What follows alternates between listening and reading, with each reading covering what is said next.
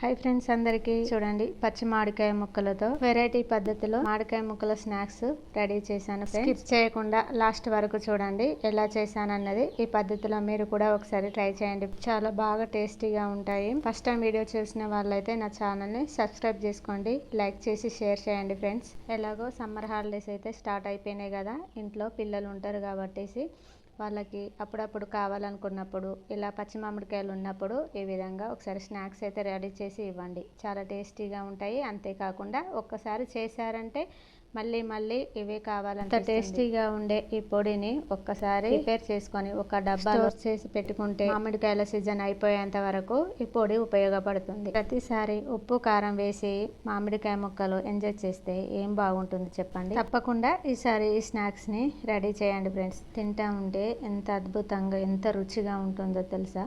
పుల్ల పుల్లగా మంచి ఫ్లేవర్ తోటి సూపర్ గా ఉంటుంది. అంతే కాదండి ఫ్రెండ్స్, ఆరోగ్యానికి కూడా చాలా మంచిది, పిల్లలకైతే ఇంకా చాలా మంచిది. ఎందుకంటే ఇందులో రకరకాల పప్పులను ఉపయోగించి ఈ పొడిని తయారు చేశాను. ఇంకా ఆలస్యం చేయకుండా ఈ స్నాక్స్ కోసం ఏమేమి కావాలో వీడియోలో చూపిస్తాను ఫ్రెండ్స్. ఫస్ట్ 2 పచ్చి మామిడికాయలు తీసేసుకొని వాటిని శుభ్రంగా కడగండి ఫ్రెండ్స్. తర్వాత పీలర్ సహాయంతో మామిడికాయల పైన పొట్టు మొత్తాన్ని తీసేసుకోవాలి. చాలా మంది మామిడికాయ పొట్టుతో సహా ముక్కలుగా చేసుకొని తింటారు కదా, అలా తినడం వల్ల కొంచెం డైజెషన్ ప్రాబ్లమ్స్ ఎక్కువ అవుతాయి అన్నమాట. కాబట్టి పొట్టు లేకుండా మామిడికాయలను ఇలా తీసేసుకొని తినాలి. పొట్టు మొత్తం తీసేసిన తర్వాత మామిడికాయ ముక్కల్ని ఇలా సన్నగా పొడవుగా కట్ చేసి పెట్టుకోవాలి. ఎంత సన్నగా కట్ చేసుకుంటే అంత టేస్టీగా అంత బాగుంటాయి. ఎందుకంటే మనం వేసే పొడి ముక్కల మొత్తానికి రెండుగా పట్టుకుంటుంది కాబట్టి ఇలా సన్నగా కట్ చేసి పెట్టేసుకోండి. ముక్కలన్నీ కట్ చేసి ఒక ప్లేట్లో పెట్టుకొని పక్కకు పెట్టుకున్న తర్వాత ఈ మామిడికాయ ముక్కలు ఒకటి కట్ చేశాక టేస్ట్ చేస్తే చాలా పుల్లగా ఉన్నాయి ఫ్రెండ్స్. అందుకే వీలైనంత సన్నగా కట్ చేసుకుంటే మనం వేసే పొడి మాత్రం ఆ పులుపును అబ్జర్వ్ చేసేసుకొని టేస్ట్ బాగా వస్తుంది. ఎందుకంటే రకరకాల పప్పులతో ఈ పొడి తయారు చేశాను కాబట్టి తింటా ఉంటే నోటికి ఆ ఫ్లేవర్ అనేది కొంచెం తగులుతూ ఉంటది.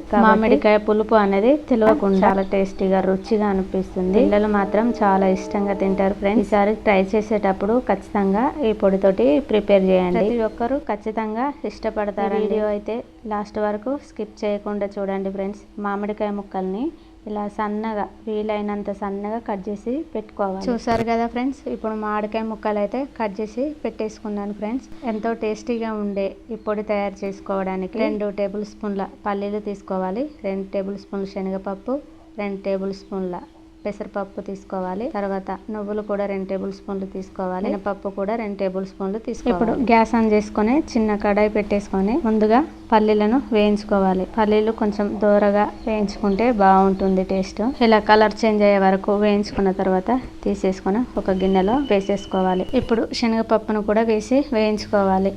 ఇవి వేరువేరుగా వేయించుకుంటే చాలా చక్కగా వేగిపోతాయి. అన్ని ఒకేసారి కలిపి వేయించుకుంటే ఇంకా మినపప్పు నువ్వులు ఆడిపోతాయి. ఎందుకంటే ఇవి తక్కువ టైంలోనే వేగిపోతాయి కదా, అందుకోసం పల్లీలు శనగపప్పు కొంచెం టైం ఎక్కువ తీసుకుంటాయి కాబట్టి సపరేట్ వేయించుకోవాలి. అందుకే మినపప్పు శనగపప్పు వేయించుకున్న తర్వాత మినపప్పుని పెసరపప్పుని ఒకే డైరెక్షన్లో వేయించుకున్నాను. ఎందుకంటే తక్కువ వేడి మీదనే వేగిపోతాయి కాబట్టి ఇవి వేయించుకొని పక్కకు తీసుకున్న తర్వాత నువ్వులు కూడా కొంచెం చిటపటలాడగానే గ్యాస్ బంద్ చేసుకొని నువ్వులను కూడా పక్కకు తీసుకోవాలి. ఈ వేయించుకున్న పప్పు దినుసులన్నిటిని పూర్తిగా చల్లారని వేయించుకునేటప్పుడు మంచి కలర్ వచ్చే వరకు వేయించుకోండి ఫ్రెండ్స్.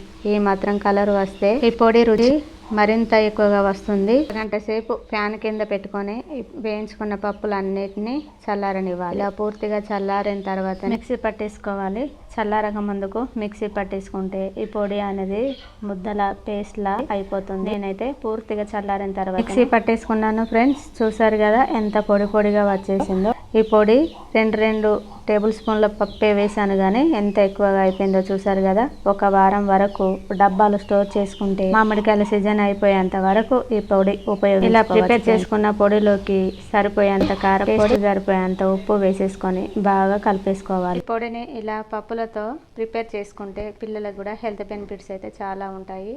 పప్పులో ప్రోటీన్స్ ఎక్కువగా ఉంటాయి కాబట్టి ఇలా మామిడికాయకి ఈ పప్పు దినుసులతో చేసిన పొడిని వేసి తినిపించండి. పిల్లలు ఇష్టంగా తినడమే కాకుండా ఆరోగ్యంగా ఉంటారు. ఇలా సన్నగా కట్ చేసేసుకున్న మామిడికాయ ముక్కలపై నుంచి మంచిగా రెండుగా పట్టే విధంగా పొడిని చల్లుకోవాలి. వేయించుకున్న పప్పుల పొడి కదండి, చాలా ఫ్లేవర్ అయితే మస్తు అనిపిస్తుంది, సూపర్గా అనిపిస్తుంది. ఇలా చూస్తుంటే నోరు ఊరిపోతుంది కదా ఫ్రెండ్స్. ఇంకెందుకు ఆలస్యం ఫ్రెండ్స్, మీరు కూడా ఈ విధంగా పప్పుల పొడి తయారు చేసేసుకొని ఇలా మామిడికాయ ముక్కలపై వేసుకొని తినండి. సూపర్ అంటే సూపర్ అనిపిస్తుంది ఫ్రెండ్స్. నిండుగా ఇలా పొడి వేసేసుకొని ఒక్కొక్క ముక్క తింటా ఉంటే సూపర్గా ఉంది ఫ్రెండ్స్. మామిడికాయ ముక్కలకి తింటా ఉంటే ఆ పల్లీలు కానీ, నువ్వులు కానీ, మినపప్పు కానీ ఇవన్నీ వేయించుకున్నవన్నీ ఫ్లేవర్ అనేది పన్నుకి తగిలేసి టేస్టీగా ఉంటుంది ఫ్రెండ్స్. నిజానికి చూస్తూ ఉంటే నోరు ఊరిపోతుంది కదా.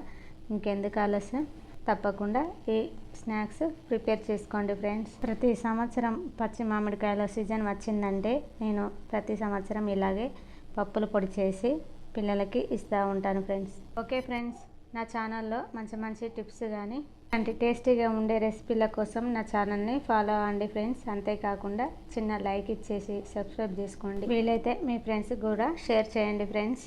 ఇంతకీ ఈ వీడియో ఎలా అనిపించిందో కామెంట్ సెక్షన్లో కామెంట్ చేయండి ఫ్రెండ్స్.